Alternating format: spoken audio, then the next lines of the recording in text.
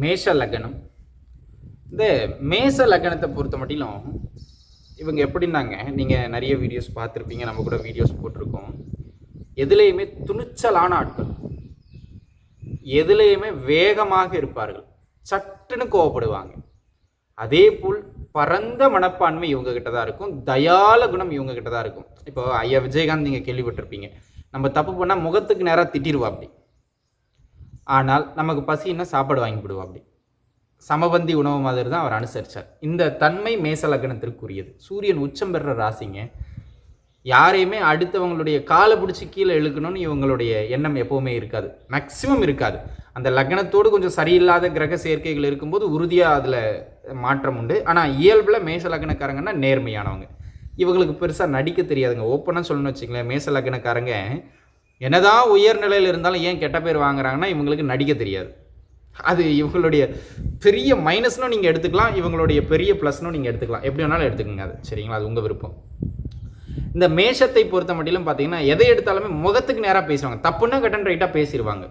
அன்பர்களே, எந்த அளவுக்கு தயால குணம் மிக்கவர்கள், எந்த அளவுக்கு ஆளுமை திறன் மிக்கவர்களோ இவர்கள் ஏன் குடும்பத்தில் தோற்று போயிடுறாங்க அப்படின்னு கேட்கின்ற பொழுது, இந்த மேச லக்னத்து அன்பர்கள் செய்கின்ற முக்கியமான சில தவறுகள், வெளிவட்டாரங்கம், அதுவும் இந்த மேச லக்னத்தில் இருக்கிற முக்கிய பொறுப்புகள் இருக்கிற, சமூக பொறுப்புகள் இருக்கிற, உயர்நிலை பதவிகளில் இருக்கிறவங்க, பெரும்பாலானோர் தொழில் அமைப்புகள் இருக்கிறவங்க, உங்களுடைய சமூக நலனில் காட்டுகின்ற, உங்களுடைய தொழில் நலனில் காட்டுகின்ற நேரத்தையும் ஆர்வத்தையும் குடும்பத்தில் இருப்பவர்களிடம் நீங்கள் காட்டுவது இல்லை.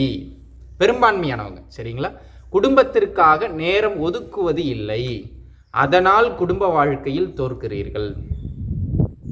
நீங்கள் எதுவாக இருந்தாலும் மனசுக்கு பட்டது சரின்னு அடுத்தவங்களுக்கு முகத்துக்கு முன்னாடி பேசிடுறீங்க. அந்த குணத்தை சற்று குறைத்து கொள்ளுங்கள், அதனாலும் நீங்கள் கெட்ட பெயர் எடுக்கிறீர்கள். அதே போல் நீங்கள் பார்த்தீங்கன்னாங்க, அதாவது இந்த தவறை சுட்டி காமிச்சா இவர் திருந்திடுவார் அப்படின்னு அவங்க மேலே இருக்கிற அக்கறையில் தான் சொல்லுவீங்க. நான் எதை பண்ணாலும் குறை சொல்கிறதே இவருக்கு வேலைங்க அப்படின்னு ஆப்போசிட்டில் இருக்கிறவர் எடுத்துக்கிடுவார். அதனாலேயே உடன் இருப்பவர்கள் உங்ககிட்ட கொஞ்சம் பேசுறதுக்கு தயங்குவாங்க.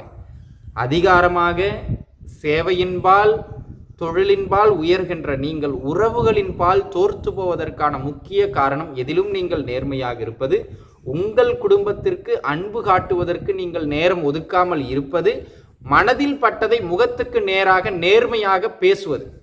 சில இடங்களில் நேர்மையை கூட கொஞ்சம் அளவு குறைச்சி தான் பேச வேண்டியது இருக்குது. அப்படி பேசினாதான் மேச லக்னத்தில் பிறந்தவர்களுக்கு ஓரளவு இங்கே சர்வைல் பண்ண முடியும். அதை பார்த்துங்க.